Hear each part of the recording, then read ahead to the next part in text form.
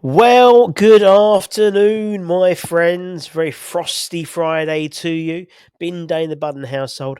Absolute scenes, as it's usually a Wednesday. Hopefully, we're almost at the end of this crimbo limbo period. Get back to normal on Monday. But it's Hammer Headlines in association with the KUMB.com boys.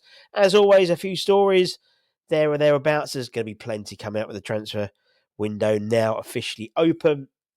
And that's what we're doing today. 3 transfer rumour stories. And obviously, then tomorrow, it's all about Man City, isn't it? At the Etihad, what could possibly go wrong? What could possibly go wrong? A wounded Man City with West Ham, their opponents.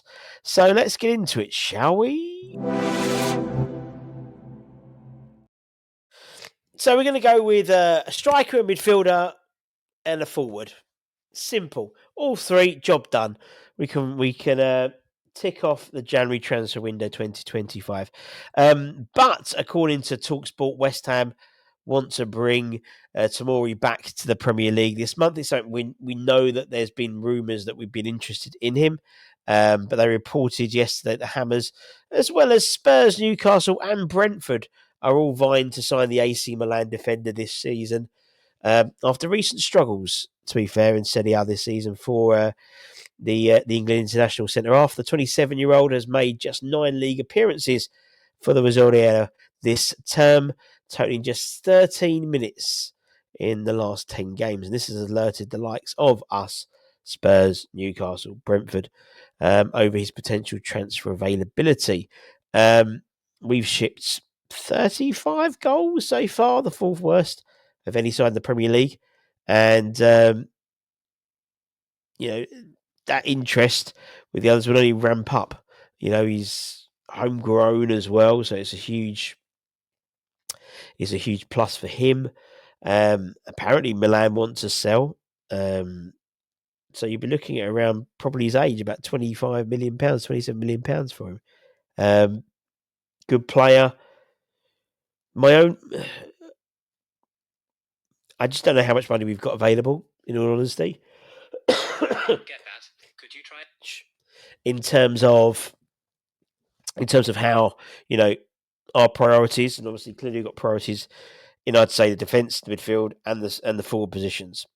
And whether we spend £27 million, I just, it could be cheaper, but on someone when we've got 3 centre halves, yeah, I don't know.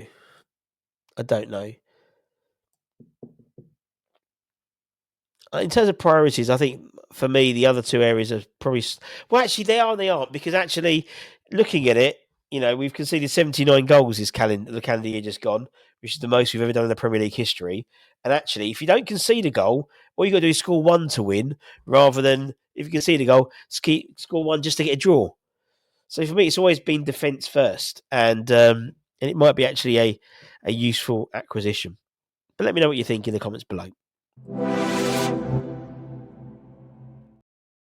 Now we'll go to the sort of the striker position. Obviously, there was reports yesterday how West Ham have approached Brighton about Evan Ferguson, and we're led to be believed that the response was, "We're going to wait to the end of the window." Brilliant, thanks. That's another month we've got to wait then. Cheers, Brighton. Thanks for helping us out. But apparently, West Ham are one of several prominent sides to have been offered the chance to sign Donnell Mate. Pardon me, Donnell Malen, not Melon, Malen from Borussia Dortmund this month, according to news reports. Aston Villa are apparently in talks with him currently, but he's also been offered to us, Bournemouth, Newcastle, Nottingham Forest, having fallen out of favour at the Bundesliga club. Now, obviously, someone like Tim Steinem would have his hands all over this, in all honesty, knowing full well from his days in the Bundesliga.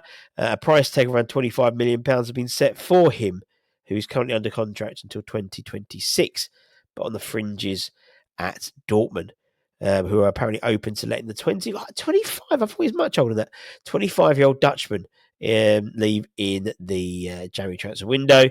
Obviously, we bought someone like Fulkrug for 27, but from Dortmund, so I imagine there'll be still some cash owed for all that. So whether we can now enter negotiations with the Black Yellows to bring in Donnell, don't know, exciting player, fast player. Good. I think he's got a lot of good attributes to succeed in the Premier League. He's a good age as well. But it does seem maybe Villa have jumped ahead of us a little bit on this. Obviously, there's still question marks around the fitness of Ollie Watkins as well, and the tenacious. No, what's the word? I can't think of the word, but with John Duran, is a little bit sort of hit and miss, isn't it? And so temperamental. That's it, temperamental side to John Duran. So I think we'll see in the next 36 hours what's going to happen with Malen with the Aston Villa deal, and then if that maybe doesn't work, we come in. I don't know. I don't know a huge amount about him. I know I've watched him before, but I'll take anyone at the moment. To be honest, I'll take anyone. But apparently, and I say apparently in big capital letters for this one, according to my favourite Spanish media outlet, Fisher, West Ham have reportedly formulated an improved offer worth 70 million euros to bring in Mendes after failing to convince Real Sociedad with an offer of 60 million euro. According to the report, he's been the subject of interest. We know he's someone that Lopetegui has a real hard-on for. You know, when Moyes had hard-on players, he's had a hard-on for him. And apparently West Ham are now prepared and preparing an improved offer bid of around 70 million euros to convince La Liga side to part ways with him. He's 27 as well. I just sometimes you read an article, you think it's complete bollocks. Now, there's probably no denying the fact we want him.